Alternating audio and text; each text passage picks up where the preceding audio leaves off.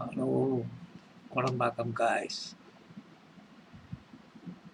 Let me talk to you about the newest problems like Kodambakkam. After the, what do you say, the not so average showing of thug life, the question that is now plaguing many of the people in the industries is what is the audience thinking about? The Tamil audience. There seems to be a vast change.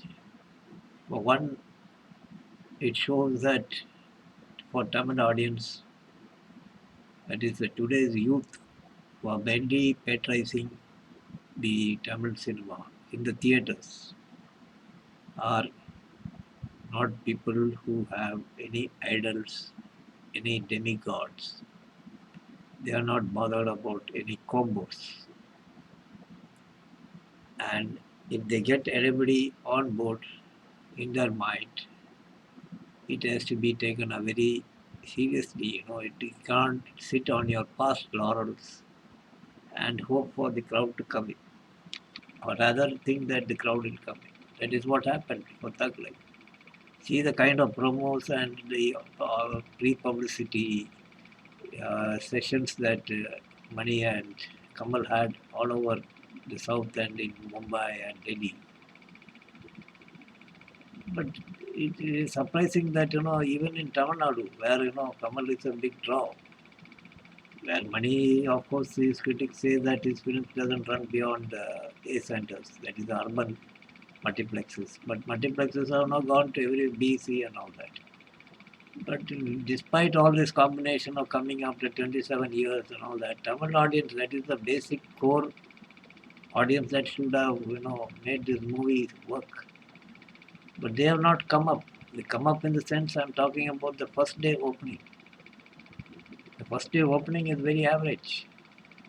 It's not the kind of opening that, anybody in the trade expected.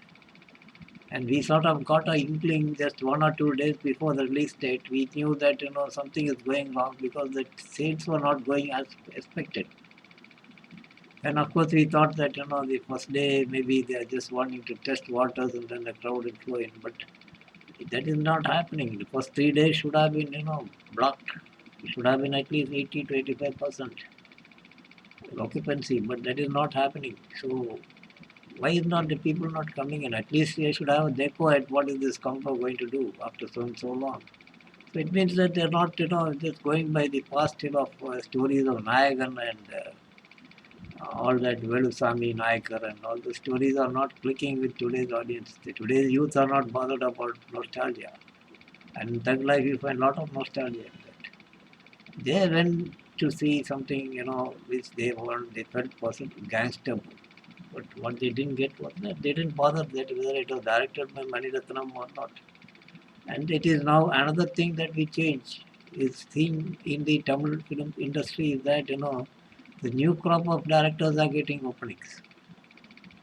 New heroes are getting openings.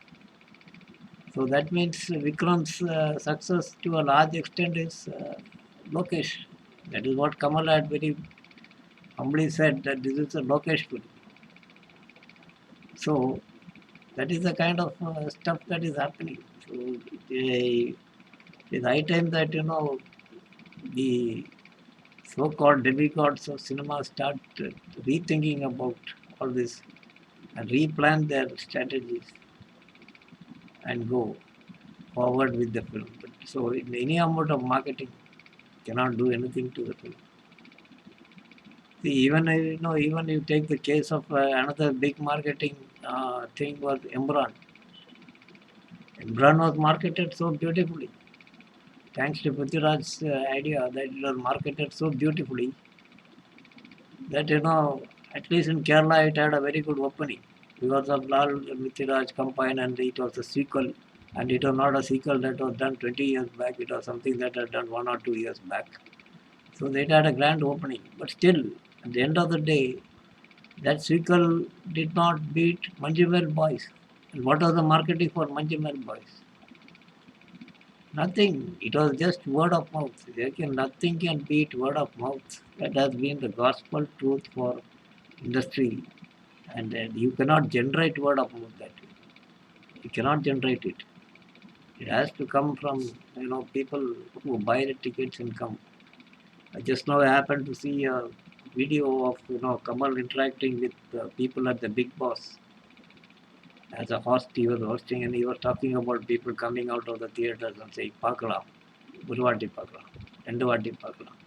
And he was telling that journalists, critics don't make good filmmakers.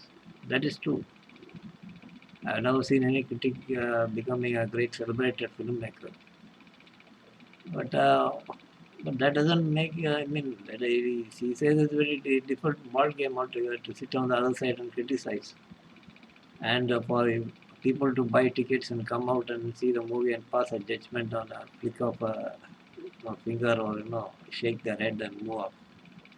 But the things that go in. But the job is that you have to satisfy them. You can't expect them to always talk about, you can't tell them to, worry about how many hours you spend at the editing table, how many hours you stood in the sun, whatever all those things, here. They are not bothered. Word of mouth is has to come up. Even for Vikram didn't have this kind of hype, there was no company. I mean, Lokesh had given hits with Vijay and with Kaidi, like Karthi and all that, but when he teamed up with Kamal, it was, straightly it was running on the strength of the content. That is what. And thing is that, I think here,